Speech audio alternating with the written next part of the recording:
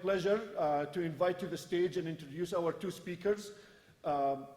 Frank Major, the Chief Technology Officer of Bright MLS.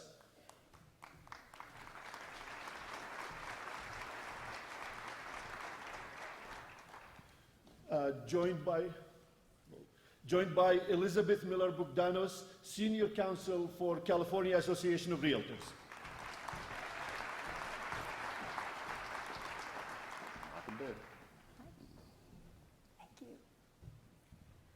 Thank you.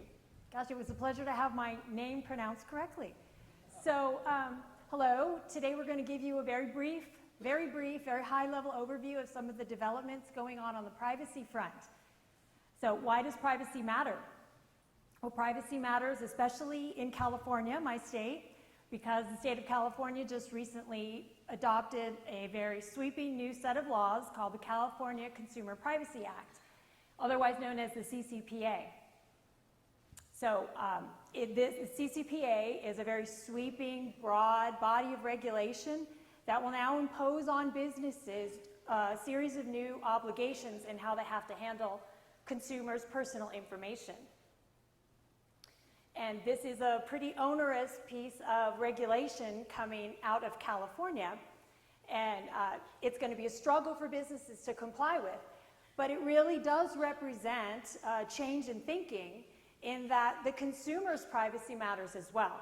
And while we are all businesses, and it's going to be difficult to comply with difficult laws, we're all also consumers, and that matters as well, because we have rights in our personal information, as does everybody. So, as Fayed already mentioned, you made reference to the GDPR. This sort of marked the beginning of a worldwide trend toward starting to care more about consumers' privacy rights in the proliferation of personal information online and elsewhere. So it started with in the EU, the European Union, with GDPR, and that went into place in May of 2018. It's a vast regulatory scheme that regulates the use of data of European citizens. So if you're a resident of EU, your data is protected by GDPR. But for businesses here in this country that perhaps don't do international business, they really haven't been paying attention to GDPR because it was over there, it was across the pond, it didn't really matter. Well, it matters now, it's stateside, and with the California CCPA coming into place, it's really started a very far-reaching change that's coming in this country now. So the CCPA was first passed by the California legislature in July of 2018. And it was passed in an unusual way, which explains in some sense why it's a very flawed package of laws. It's very poorly drafted. It's 24 pages, single space. It's incomprehensible in some ways. But in some ways, the reason that it works that way is because the California legislature slapped together in a week's time this privacy scheme privately, quietly. Businesses didn't even know it happened, frankly, until it was signed by the governor.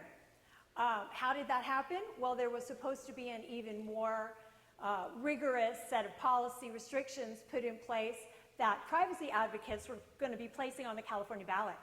So this was a compromise move by the state of California to try to roll it back slightly, and they released the CCPA. So I give you this backdrop on the CCPA so that you're well aware when your state's looking into privacy laws to be very wary of the CCPA, and it is not the gold standard. It's what we'll have to live with in California, but it's somewhat of a glamour dome. But I do know that states across the country are looking to it for guidance, as is the federal government. So here's what's happening across the country with privacy laws and the trends coming out in this direction. As you can see from the slide, the red states, it's the only time California's really ever been marked as a red state, is on this map here, California, Nevada, and Maine. So these are the 3 states currently that have signed privacy laws in place. And you can see from the map the other colors represent the states at different levels of development. There's a lot of gray area in the country. Those represent states that have not yet taken measures to develop privacy laws, but it will happen. It's coming. It is coming, and while it's a patchwork on statewide level, and it will look a little different, what all these laws will have in common is that businesses are going to really have to start caring and factoring in consumers' rights to privacy and think about how they handle private information of consumers. So looking more specifically at the CCPA, there are so many parts and pieces to the CCPA. It's very cumbersome. There are a lot of details. So I'm going to do a very quick overview of what a business would have to comply with, assuming that they're covered by this new law. So I have 4 bullets in white.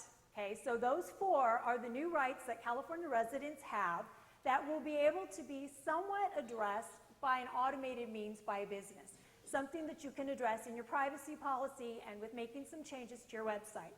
So consumers will have new rights to know the data that's collected and the purpose that it's being used from a business, and the third parties that a business shares its data with. So there's really this right that the consumer has to consent to this use. And as a corollary to that, the consumer has the right to opt out of this sharing. So the CCPA actually requires covered businesses to place what's called the Do Not Sell My Personal Information button on their websites, a place where consumers can go, click, and have a mechanism for registering their disinterest in having their information shared. And while the law references do not sell my personal information, sell is not really used in the CCPA in a traditional sense, a commercial sale. Sell under the CCPA means any sharing, any transfer whatsoever. So those 4 elements can be addressed by a privacy policy and changes on a website. But the bottom 2 in yellow are really not going to be very easily handled in an automated way. So these are new rights consumers will have to contact a business and upon request, ask the business to delete their personal information. So a right to deletion is different than a right not to have my information shared. Deletion is removal. That's take off my information, you can't have it anymore. So you can imagine the impact that that can have on a database. The other right that the consumer will have is to go to a business and ask that business for a consumer-specific audit of use of their particular data. So this is not in a generalized way. This is me as a consumer. Tell me how you're using my information. So those 2 elements are going to be very burdensome for businesses to comply with. You're going to have to come up with some good systems for approaching that. So here are some ways and things that you can do to start thinking about. And Frank is going to get into some of the details on the technical end of ways to help you implement changes. But the most important thing that I can tell you is you have to get your arms around the data that you have, because you have to know what you have, who you share it with, who you get it from, why you're using it, things like that, because those you need to have a handle on first in order to prepare your privacy policies and really take any first forays into wrapping your arms around privacy concerns. So this is really a very brief overview, and the clock is running. I'm going to turn this over to Frank. You have bullets. If you want to know more about those other bullets, I'd be happy to address them for you. But Frank is now going to address some of the technical things you can do.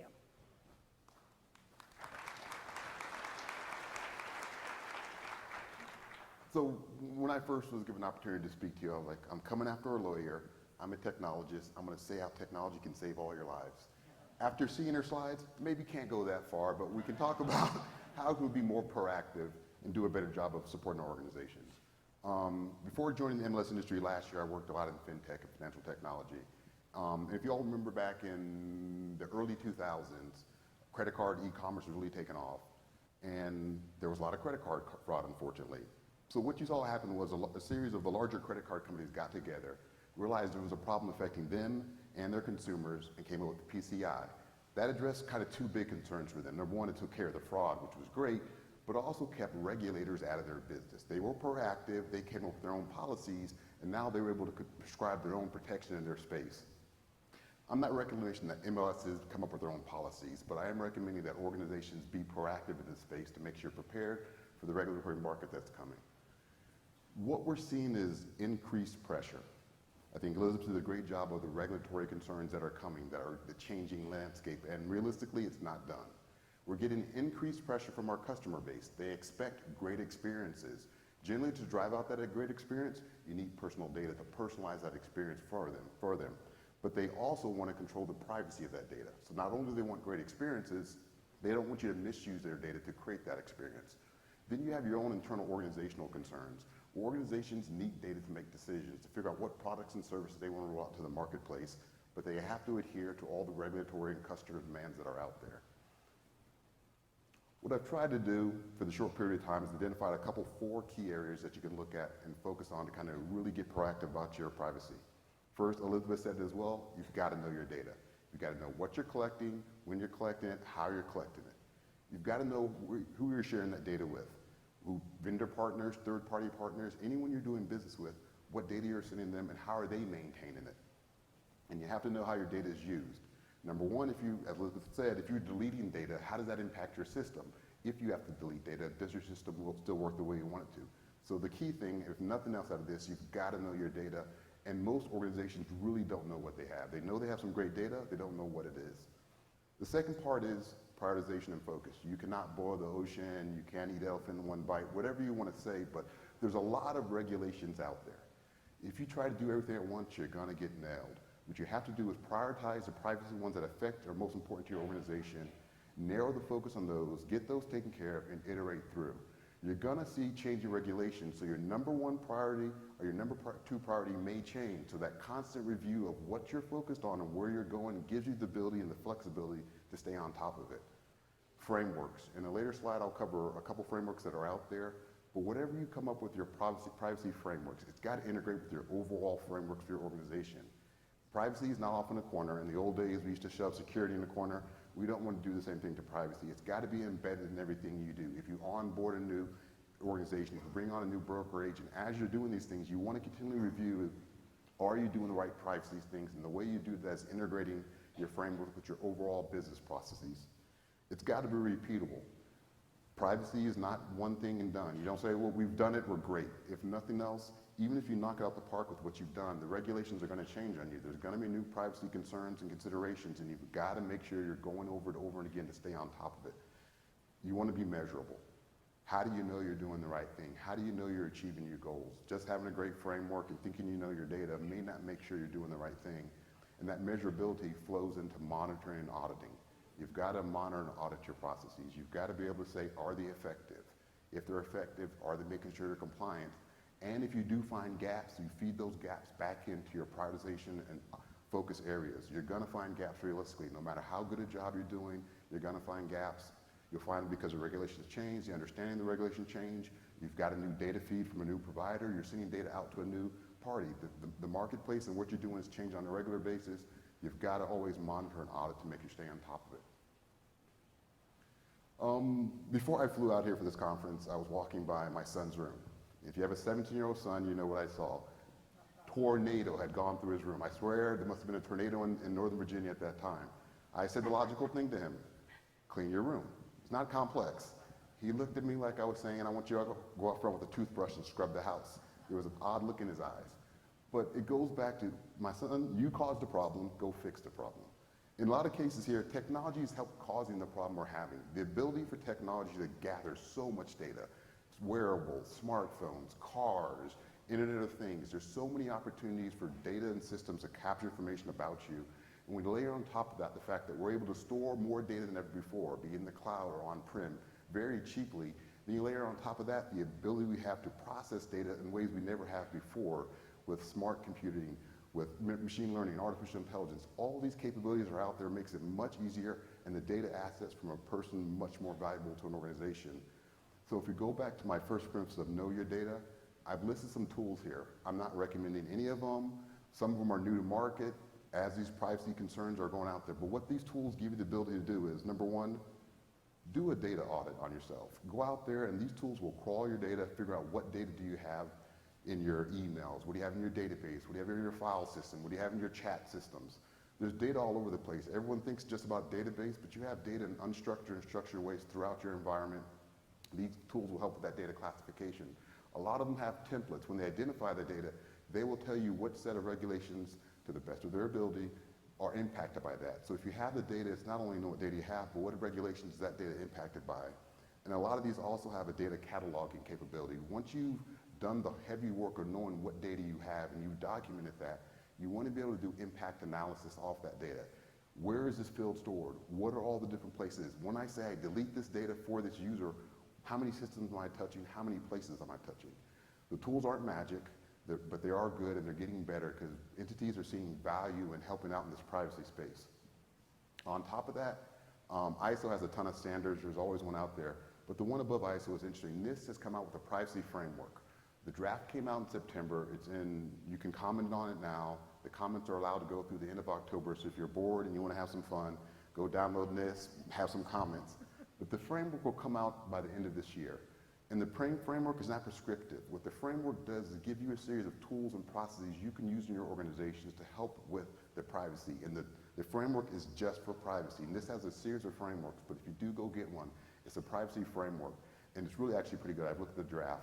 A lot of good information in there, a lot of tools you can use if you're not an organization that's done this before, best practices, other information that can really move you forward. I know we're between you and lunch. Someone told us that when we come up, so we're going to wrap this up for you and let you go. But we appreciate your time and allowing us to come out to speak with a little bit. Hopefully, if you have any questions, you can obviously reach out to us. Hopefully, you've got a couple takeaways you can take back with you. Thank you.